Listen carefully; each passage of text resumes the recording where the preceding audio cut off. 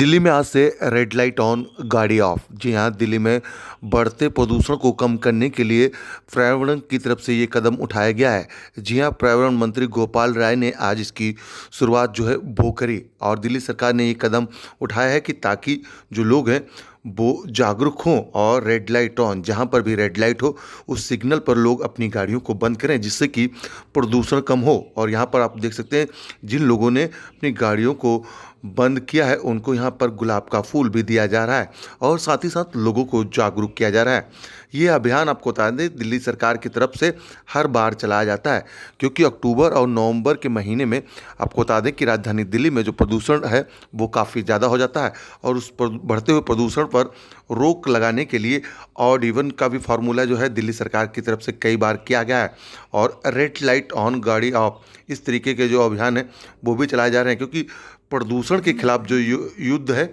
वो दिल्ली सरकार की तरफ से किया जा रहा है। साथ ही साथ आपको बता दें कि दीपावली के पर्व पर इस बार भी पटाखों पर भी रोक दिल्ली सरकार के द्वारा लगाई गई है। तो आप देख सकते हैं कि रेड लाइट ऑन गाड़ी ऑफ जो अभियान है इसकी शुरुआत गोपाल राय के द्वारा करी गई है। पर्यावरण मंत्री गोपाल राय ने इसकी शुरुआत करी है, उसके बाद लोगों को जगह जगह पर जागरूक किया जा रहा है और इसमें सिविल डिफेंस के जो वॉलंटियर हैं हर रेड लाइट पर इसी तरीके से आपको इस तरीके के बोर्ड लेकर खड़े मिलेंगे। जी हाँ, ये साइन बोर्ड वो ये दर्शाता है कि कैसे आप युद्ध प्रदूषण के विरुद्ध कर रहे हैं और इस अभियान की जो शुरुआत है दिल्ली में आज से करी गई, रेड लाइट ऑन गाड़ी ऑफ। देखिए, इम्पोर्टेंट रोल प्ले करता है, साथ में डस्ट पोल्यूशन का रोल होता है। दिल्ली के अंदर जो वाहन का पोल्यूशन है, जिस तरह से दिल्ली सरकार धूल प्रदूषण के खिलाफ एंटी डस्ट कैंपेन चला रही है, आज से वाहन प्रदूषण को कम करने के लिए ये रेड लाइट ऑन गाड़ी ऑफ कैंपेन शुरू किया गया है। इससे जो अभी तक पेट्रोलियम कंजर्वेशन रिसर्च एसोसिएशन के जो आंकड़े हैं वो कहते हैं कि अगर रेड लाइट ऑन गाड़ी ऑफ को सफलतापूर्वक सभी लोग फॉलो करते हैं तो दिल्ली के अंदर 13 से 20% व्हीकल पोल्यूशन को कम किया जा सकता है। ये लो, अभी ठीक है सर। ये बताइए कि जैसे आपने कहा कि पोल्यूशन रेगुलर मूवमेंट से काफ़ी ज़्यादा रहता है और ऐसा रिसर्चर्स भी कहते हैं कि पूरे साल ऐसा ही रहता है रेगुलर मूवमेंट का जो पोल्यूशन है, तो ये रेड लाइट ऑन गाड़ी ऑफ उस समय भी क्यों नहीं किया जा सकता, केवल इसी टाइम पे? नहीं, देखिए, अगर आप सितंबर के महीने में अगर आप देखें तो सितंबर के महीने में दिल्ली के अंदर गाड़ियाँ जो चल रही थी वो गाड़ियाँ आज भी चल रही हैं जी वही, लेकिन उस समय दिल्ली का जो पोल्यूशन का स्तर था वो सामान्य था। लेकिन इस विंटर में खास तौर से जाड़े के समय में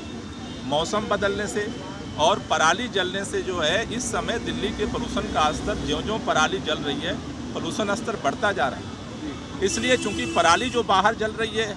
उन राज्यों में हम कुछ कर नहीं सकते, इसलिए हमारी कोशिश है कि हमारे अपने हिस्से का जो प्रदूषण है,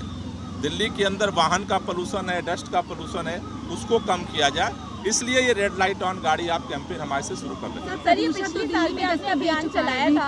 रेड लाइट ऑन गाड़ी आपसे कितना असर पड़ेगा दिल्ली के प्रदूषण पर? मैंने अभी आपको तुरंत पहले एक यही बात बताई थी कि दिल्ली के अंदर व्हीकल पोल्यूशन से 13 से 20% जो रिसर्च है वो कहती हैं कि इसका असर पड़ता है। Sir air quality index air quality index के लिए जो कमीशन बनाया हुआ है सेंट्रल गवर्नमेंट ने जो कमीशन, उसके साथ आप लोग की कुछ मीटिंग वगैरह हुई है? क्योंकि आप कहते हैं कि जो दूसरी स्टेट गवर्नमेंट्स हैं वो आपके साथ कोऑपरेट नहीं कर रही है। नहीं, केंद्रीय मंत्री के साथ संयुक्त बैठक हुई थी जिसमें हरियाणा, पंजाब, राजस्थान और उत्तर प्रदेश के पर्यावरण मंत्री भी शामिल थे और उन सब लोगों के सामने हमने पूरी बात रखी थी और हमने ये बात निवेदन भी किया था कि जैसे दिल्ली पराली की समस्या से कैसे निपट रही है, दिल्ली सरकार घोल तैयार करने से लेकर के खेतों में छिड़काव तक की जिम्मेदारी दिल्ली सरकार ने उठाया है। अगर राज्य सरकारों ने ये जिम्मेदारी उठाई होती तो आज पराली नहीं जलती। इस बात की मैं गारंटी के साथ कहना चाहता हूँ, सरकारों ने अपने जिम्मेदारी को पूरी तरह से निर्वहन नहीं किया, जिससे फिर पराली जल रही है और फिर दिल्ली के अंदर हवाओं में प्रदूषण बढ़ रहा है। आम जनता से कैसे सहयोग की उम्मीद कर